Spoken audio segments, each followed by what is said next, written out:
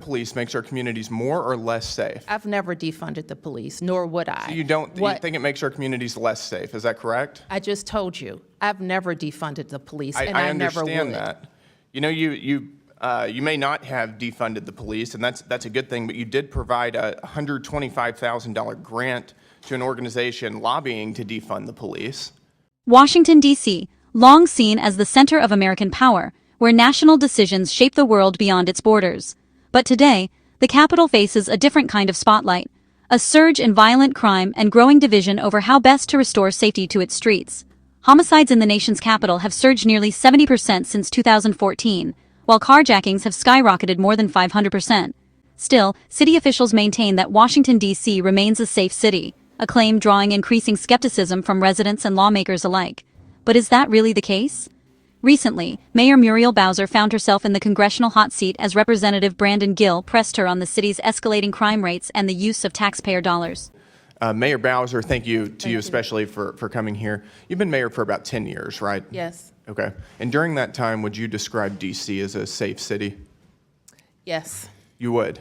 Listen, Mr. Gil, and it was brought up earlier by the Congresswoman from The murder Detroit. rate in Washington, D.C. is the fourth highest of any city in the country. Would you describe that as a safe city? I have heard every statistic and factoid, and they're all different, about where our city... Are you disputing that Washington, D.C. is the fourth highest murder rate in the country? I'm not familiar with that statistic. You're not familiar with that statistic. What I know, Mr. This is Gil, your city. Mr. Gil, Respectfully, this is your city. Respectfully, I know that we have driven our murder rate down. What was the homicide rate in 2014 before you were elected? I don't know. Do you know how much the homicide rate has changed during your tenure as mayor? I do. How much? It has gone up. It's gone up by about 70%. Down.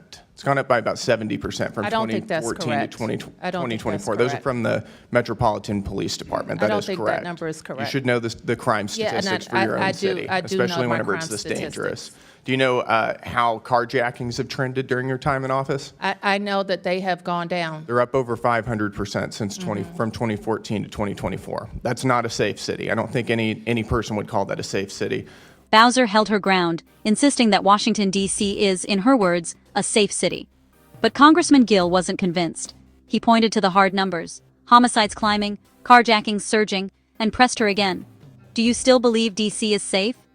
Bowser paused, sidestepped the question, and offered no direct answer, leaving many wondering if City Hall is out of touch with the reality on the streets. We'll move on. Do you agree that defunding the police makes our communities less safe, don't you? This is what I want to say. It's a straightforward question. Yeah. You're not going to filibuster. Do you think that defunding the police makes our communities less safe? What I know is that people have moved here. People have sent their kids here. People have started businesses here. We have record. Does defunding the police make our communities more or less safe? Those are the indications. Does defunding the police make our communities more or less safe? Where people want to live, work, and visit. You won't even back your own police department right now. I'm asking you, does defunding the police make our communities more or less safe? And you won't give me a straight answer. I've already answered that today. And why don't you tell me again? Do you think that defunding the police makes our communities more or less safe? I've never defunded the police, nor would I. So you think it makes our communities less safe, is that correct? I just told you, I've never defunded the police, and I never would. I understand that. You know, you may not have defunded the police, and that's a good thing, but you did provide a $125,000 grant to an organization lobbying to defund the police. Are you aware of that? What is that you just raised? It's an organization called HIPS that you provided just this year, fiscal year 2025. a $125,000 grant to. I think we funded them to do public health work. Quote, "It's time we shifted to a society free of police and systems of incarceration." We fund them for public health work. For public health? Yes. Does this make our communities more healthful? We fund them for public health. You think defunding our police and lobbying to defund our police and undermine local law enforcement makes our communities more safe? I've answered that more helpful. question. Do you think that providing tax dollars to an organization who wants to defund our police is good for the residents of Washington, D.C.? We wouldn't fund them for that purpose. We would fund them. But you funded them, and you chose to give them money. You gave them hard-working tax dollars to an organization that wants to defund the police. We fund them for public health. Congressman Gil zeroed in on a $125,000 city grant, awarded to a group openly calling for a society free of police and incarceration. Bowser defended the funding as part of a public health initiative, but when pressed on whether taxpayer money should support organizations that want to abolish law enforcement altogether, she wouldn't give a straight answer. Do you think that giving housing, free housing to illegal aliens is an appropriate use of tax dollars? We think if it keeps people off the streets, then we have to keep people off the streets. You agree with giving your residents tax dollars and using them to give subsidized housing for illegal aliens? But Mr. Gil, we also didn't agree with the governor of Texas or Arizona busing people, tricking them to come to our city. And it's we didn't agree with that surprising either. to me because you're also funding NGOs that support free housing for illegal aliens. And I hope you And would they're lobbying agree for that You're other using tax governors dollars shouldn't to provide- send people to on provide buses NGOs that don't are have any lobbying to housing give to our city. free housing for illegal aliens in your city. That makes your city less safe. I want to move on.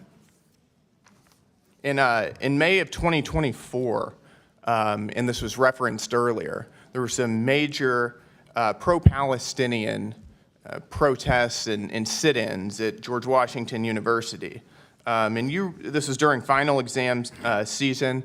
They were terrorizing Jewish students. They were doing it for weeks. It was a major problem. The police were called in, and you stopped them from doing their job. Why is that? I didn't stop the police from doing anything. It is illegal for them to block a roadway. We've got the law right here. It's unlawful for a person, alone or in concert with others, to obstruct or incommode any street avenue. That's exactly what they were doing, and you refused to allow police to clear them out. Why is that? That's incorrect. Why would you stop police? Clear the record then. I never stopped the police. You didn't stop them? No, I did not. You didn't stop them. Would you like to explain what happened? Why police never cleared out this roadway? Police did clear roadways. They were there for weeks.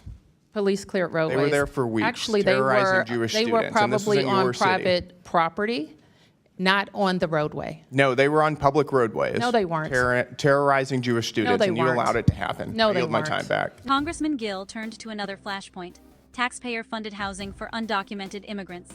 He questioned why D.C. residents struggling with rent are footing the bill for those in the country illegally. Bowser stood her ground, arguing the policy helps keep people off the streets. But critics say it's another example of misplaced priorities in a city already stretched thin. And when the topic shifted to the pro-Palestinian protests at George Washington University, the tension only grew. The demonstrations, which blocked streets and, according to reports, left some Jewish students feeling unsafe, raised serious questions about law enforcement response. Bowser firmly denied ever ordering police to stand down or stopping them from clearing the encampments, a claim that left lawmakers divided and the public demanding clarity. But video evidence painted a very different picture, one that seemed to contradict the mayor's defense. So here's the question lawmakers and residents are now asking: is Washington, D.C. still the proud symbol of American democracy, or has it become a city sliding into chaos under failed leadership? This is Congress Unpacked, cutting through the noise to bring you the real story behind the headlines. Don't forget to subscribe and tap the bell for more clear, fact-driven coverage from Capitol Hill. Until next time, stay informed and stay engaged.